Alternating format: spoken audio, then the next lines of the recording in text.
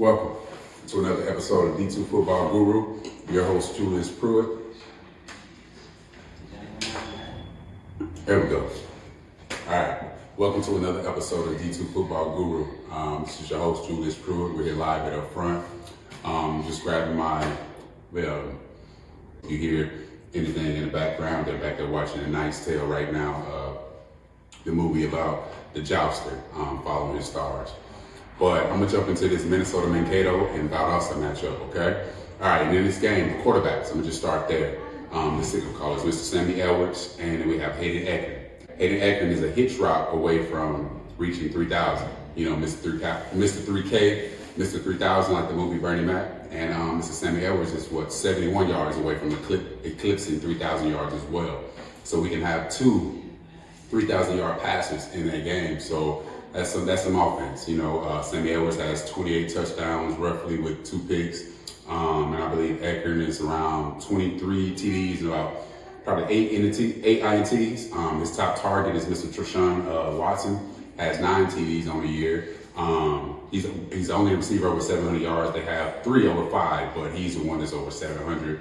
And running back, Minnesota Mankato, they have 3 guys with over 100 rushing attempts, meaning they have an emphasis. They're rotating 3 guys and they're giving them rushing attempts. They're trying to establish something.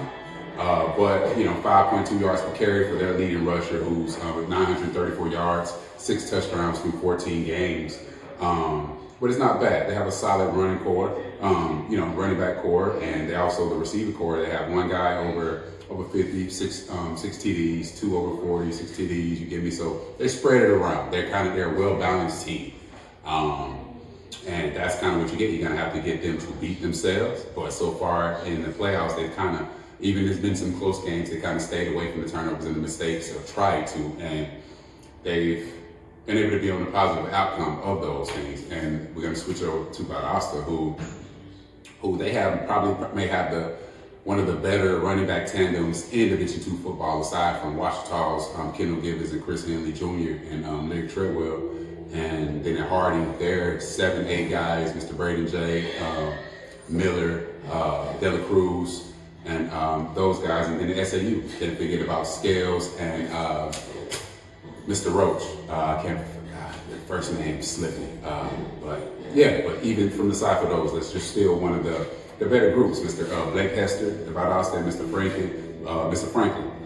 Franklin is a senior, and Blake is he's a grad student, and they're getting it done. 7.3 yards per carry, 6.8 yards per carry, somewhere up in there for both of them. So they're getting it done, chunk plays, like big chunks. And both have 13, 14 TDs,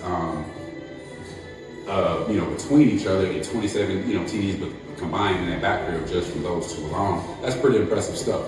And again, they don't have a lot of receivers with a lot of receiving receptions numbers, so they're kind of blocking well-rounded and make the most of the opportunities whenever they get the chance. They only have 1 guy with 40 catches. And from the time when I used to play against Vadas, they used to feed 1 guy all the time. It was Cedric Jones. Whenever I was at Washington, we were always battling. My junior and senior year, my sophomore and junior, we were battling for that spot in the conference for the most receptions and things. But he eclipsed like 100 one year because they were feeding him. But he's had 986 yards. Mr. Rodney Bullard, he's a grad student as well, and he has 12 touchdowns on the year as well, number 1 for them. So that sounds like a well-balanced, even matchup. Should be some good football. Hopefully it's not too much of a blowout, but I know Valdosta, they're like I say, they're on a mission with those Dragon Balls, and they're trying to get back to the place that they once was, so they can make that wish. You get me? They can make that wish of returning to back to Dallas, Texas, the NCAA Division II football championship, and get back to McKinney, Texas, and return the ring to Titletown, USA. And the same thing with Ferris, with Rock. We talked about them last night, and Ferris is riding around. You get me, like Vegeta with that Infinity Gauntlet, like looking for those Dragon Balls, knowing that Vadas is heading to Slippery Rock trying to find that last Dragon Ball. But Ferris is Get me? They have that power stone. They have that time stone. They have that soul stone from Harding. Power stone comes from Washita. The soul stone comes from Harding. The green stone comes from, well, they're trying to find that green one, and they already have the reality stone. You get me? No, they just got the green. You get me? So we'll get back into that. I'm kind of stumbling over it, but again, it's late night, man. I'm a little bit tired. It's been a long day. I'm enjoying me some. This is the D2 Football Guru, live from Upfront. I'm your host, Julius Pruitt, and we'll talk to you guys soon, man. You guys have a good night.